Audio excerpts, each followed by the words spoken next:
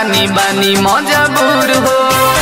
सुनता का सुनो जाए के न मन करे तुहारा से दूर हो, पैसे के कारण रानी बानी मजबूर हो।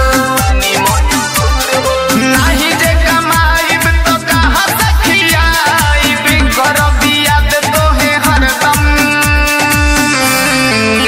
हेले जाबो कदी चंदन ए राजा जाता रा तू तो नंदन। हेले जाबो कदी चंदन ए पिया जाता रा तू तो नंदन।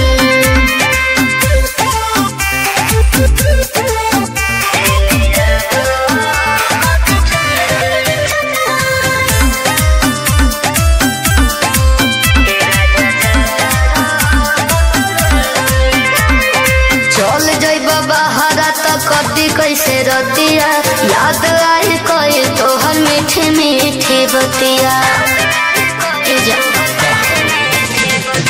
इहे मजबूरी धनी हम के सतावता, कथी करे कुछो अब समझे न आवता।